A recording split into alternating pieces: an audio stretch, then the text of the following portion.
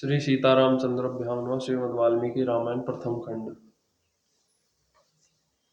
अयोध्या कांड चतविंशः सर्ग।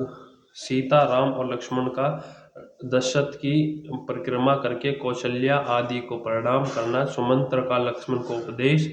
सीता सहित श्री राम और लक्ष्मण का रथ में बैठकर वन की ओर प्रस्थान। पुरवासियों तथा रानियों सहित महाराज दशरथ की शोकाकुल अवस्था। तदनंतर राम, लक्ष्मण और सीता ने हाथ जोड़कर दीन भाव से राजा दशरथ के चरणों का स्पर्श करके उनकी उनकी दक्षिणवर्ता परिक्रमा की।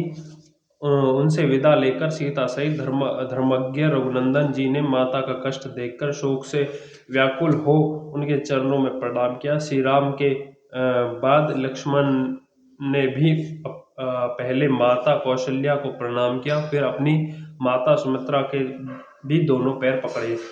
अपने पुत्र महाबाहु लक्ष्मण को प्रणाम करते देख उनका हित चाहने वाली माता सुमित्रा ने बेटे का मस्तक सूंघकर कहा, वत्स, तुम अपने सुहृदय श्री राम के परम अनुरागी हो, इसलिए मैं तुम्हें वनवास के लिए विदा करती हूँ। अपने बड़े भाई के वन में इधर उधर जाते समय तुम उनकी सेवा में कभी प्रमाद न करना। ये संकट हो या समृद्धि में, यही तुम्हारे परम गति है। निष्पाप लक्ष्मण, संसार में सत्पुरुषों का यही धर्म है कि सर्वदा अपने बड़े भाई की आज्ञा के अधीन रहे। दान देना, यज्ञ में दीक्षा ग्रहण करना और युद्ध में शरीर त्यागना, यही इस कुल का उचित एवं सनातन आचार है। अपने पुत्र लक्ष्मण से ऐसा कहकर सुमित्रा ने वनवास के लिए निश्चित विचार करने वाले सर्वप्रिय श्री रामचंद्र जी से कहा, बेटा जाओ जाओ, तुम्हारा मार्ग मंगलमय हो। इसके बाद वे लक्ष्मण से फिर बोली, बेटा तुम श्री राम को ही अपने पिता महाराज दशरथ समझो, जानकी नंदन सीता को ही अपनी माता सुमित्रा मानो और वन को ही अयोध्या जानो। अब सुखपूर्वक यहाँ से प्रस्थान करो। इसके बाद जैसी मातिल इंद्र से कोई बात कहते हैं, उसी प्रकार विनय के ज्ञाता सुमंत्र ने कुशल नंद भूषण श्री राम से विनय पूर्वक हाथ जोड़कर कहा, महायशस्वी राजकुमार श्री राम, आपका कल्याण हो। आप इस रथ पर बैठिए। आप मुझसे यह कहेंगे, वही मैं शीघ्र आपको पहुंचा दूंगा। आपको जिन 14 वर्ष तक वन में रहना है उनकी गणना आज से ही प्रारंभ हो जानी चाहिए, क्योंकि देवी कैकेयी ने आज ही आपको वन में जाने के लिए प्रेरित किया है। अब सुंदरी सीता अपने अंगों में उत्तम अलंकार धारण करके प्रसन्न चित्त से उस सूर्य के समान तेजस्वी रथ पर आरूढ़ हुई। पति के साथ जाने वाली सीता के लिए उनके सब शूरन ने वनवास की वर्ष संख्या गिनकर उनके अनुसार ही वस्त्र और आभूषण दिए। इसी प्रकार महाराज ने दोनों भाई श्री राम और लक्ष्मण के लिए जो बहुत से अस्त्र शस्त्र और कवच प्रदान किए थे, उन्हें रथ के पिछले भाग में रखकर उन्होंने चमड़े से मढ़ी हुई पिटारी और खंती या कुदारी भी उसी पर रख ली। उसके बाद दोनों भाई श्री राम और लक्ष्मण उस अग्नि के समान दीप्तिमान स्वरभूषण रथ पर शीघ्र ही आरूढ़ हो गए। जिनमें सीता की संख्या तीसरी थी। उन श्री राम आदि के रथ पर आरूढ़ हुए देख सारथी सुमंत्र ने रथ को आगे बढ़ाया। इसमें जुते हुए वायु के समान वेगशाली उत्तम घोड़े को हाका। तब श्री रामचंद्र जी सुरदी घात के लिए महान वन की ओर जाने लगे। उस समय समस्त पुरवासियों, सैनिकों तथा दर्शक रूपों में आए हुए भारी लोग भी मूर्छा आ गई। उस समय सारी अयोध्या में महान कोलाहल मच गया। सब लोग व्याकुल होकर घबरा उठे। मत वाले हाथी श्री राम के वियोग से कुपित हो उठे और इधर उधर भागते हुए घोड़ों के हिनानी ने एवं उनके आभूषणों के खंकारों की आवाज सब ओर गूंजने लगी। अयोध्यापुरी के आवल वृद्ध सब लोग अत्यंत पीड़ित होकर श्री राम के ही पीछे दौड़े दौड़े, मानो धूप से पीड़ित हुए प्राणी पानी की ओर भाग जाते हैं। उसमें कुछ लोग रथ के पीछे और अगल बगल में लटक गए। सभी श्री राम के लिए उत्कंठित थे और सबके मुख पर आंसुओं की धारा बह रही थी। वे सब के सब उच्च स्वर में कहने लगे, सूत, घोड़े की लगाम खींचो, रथ को धीरे धीरे ले चलो, हम श्री राम का मुख देखेंगे, क्योंकि अब इस मुख का दर्शन हम लोगों के लिए दुर्लभ हो जाएगा। निश्चित ही श्री राम जी की माता का हृदय लोहे का बन गया है, इतने में ही इतने इसमें तनिक भी संशय नहीं है। तभी तो देव कुमार के समान तेजस्वी पुत्र के वन की ओर जाते समय पट नहीं जाती पट नहीं जाती। विदेह नंदिनी सीता कृतार्थ हो गई, क्योंकि वे पतिव्रता धर्म के तत्पर तत्पर रहकर छाया की भांति पति के पीछे पीछे चली जा रही है। वे श्री राम का साथ उसी प्रकार नहीं छोड़ती, जैसे सूर्य की प्रभा मेरु पर्वत का त्याग नहीं करती है। अहो लक्ष्मण, तुम भी कृतार्थ हो गए हो, क्योंकि तुम सदा प्रिय वचन बोलने वाले अपने देव तुल्य भाई की वन में सेवा करोगे। तुम्हारी यह बुद्धि विशाल है, तुम्हारा यह महान अभ्युदय है और तुम्हारे लिए यह स्वर्ग का मार्ग मिल गया है, क्योंकि तुम श्री राम का अनुसरण कर रहे हो। ऐसी बातें कहते हुए वे पूर्ववासी मनुष्य उमड़े हुए आंसुओं का वेग उन न सह सके। वे लोग उन सबके प्रेम पत्र इच्छा ईश्वर कुश नंदन श्री राम के पीछे पीछे चले जा रहे थे। उसी समय दयनीय दशा को प्राप्त हुए अपनी स्त्रियों से घिरे हुए राजा दशरथ अत्यंत दीन होकर, मैं अपने प्यारे पुत्र श्री राम को देखूंगा, ऐसा कहते हुए महल से बाहर निकल आए।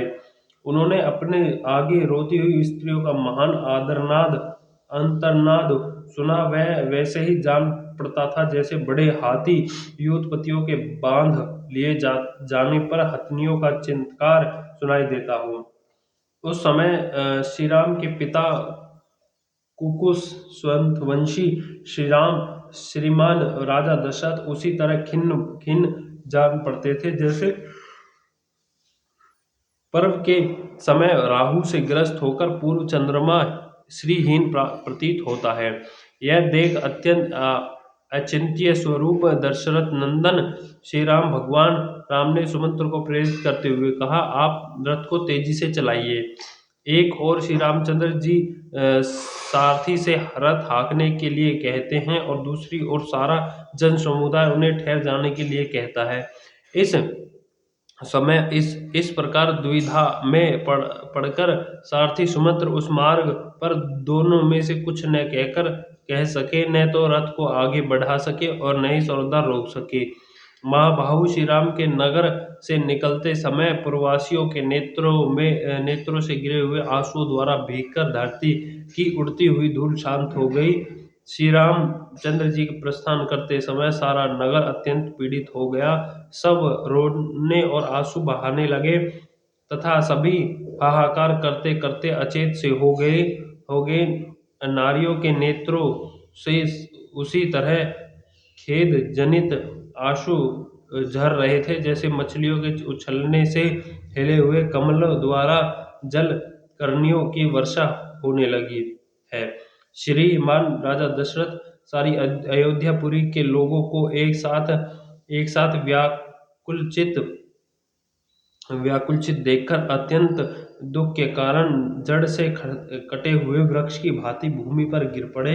उस समय राजा को अत्यंत दुख में मगन हो कष्ट पाते हुए देख श्री राम के पीछे जाते हुए मनुष्यों को पुनः महान कोलाहल प्रकट हुआ।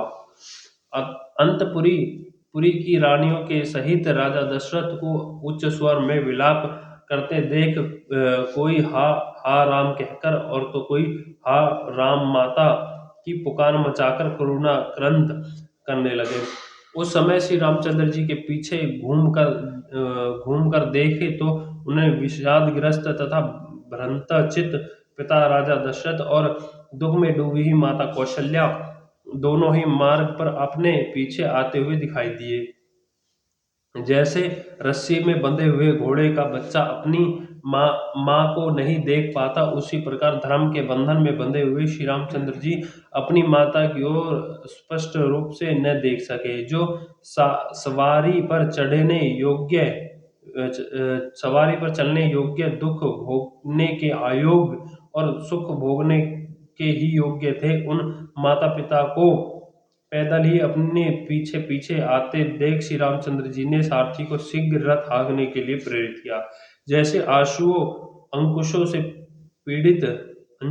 से पीड़ित किया हुआ गजराज उस कष्ट को नहीं सहन कर पाता, उसी प्रकार पुरुष सिंह श्री राम के लिए माता पिता को इस दुख अवस्था में देखना ऐसा हो गया था जैसे बंधे हुए बछड़े वाली सवस्ता गोसाम को घर की ओर लौटते समय बछड़े के स्नेह से दौड़ी चली आती है। उसी प्रकार श्री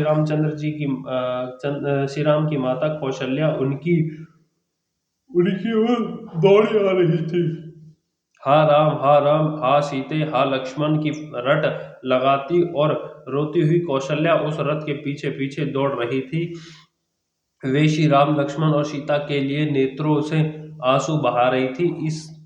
एवं इधर उधर नाचती चक्कर लगाती सी डोल रही थी। इस अवस्था में माता कौशल्या को श्री रामचंद्र जी ने बार बार देखा। राजा दशरथ चिल्लाकर कहते थे, सुमंत्र ठहरो, ठहरो, किंतु श्री रामचंद्र जी कहते थे, आगे बढ़िए, शीघ्र आगे बढ़िए। उन दो प्रकार के आदेशों में पड़े हुए बेचारे सुमंत्र का मन उस समय दो पहियों के बीच में फंसे हुए मनुष्य सा हो रहा था।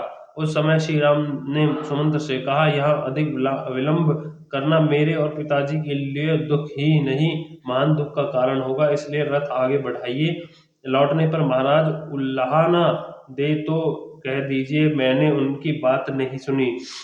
अंत में श्री राम के आदेश का पालन करते हुए सारथी ने पीछे से आने वाले लोगों से जाने की आज्ञा दी और स्वतः चलते हुए घोड़ों को तीव्र गति से चलने के लिए हाँका। राजा दशरथ के साथ आने वाले लोग मन ही मन श्री राम की परिक्रमा करके शरीर मात्र से लौट लौट मन से नहीं लौटे, क्योंकि वह उनके रथ की अपेक्षा भी तीव्र गतिमानी था। दूसरे मनुष्यों का समुदाय शीघ्रगामी मन और शरीर दोनों से ही नहीं लौटा। वे सब लोग श्री राम के पीछे पीछे दौड़े चले गए। इधर मंत्रियों ने महाराज दशरथ से कहा, राजन, जिसके लिए यह इच्छा की जाए कि वह पुनः शीघ्र लौट आए, उसके पीछे दूर तक नहीं जाना चाहिए।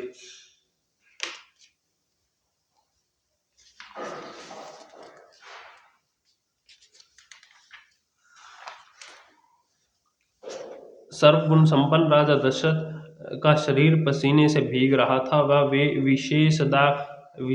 विषाद के मूर्तिमान स्वरूप जान पड़ते थे। अपने मंत्रियों की उपयुक्त बात सुनकर वे वहीं खड़े हो गए और रानियों सहित अत्यंत दीन भाव से पुत्र की ओर देखने लगे।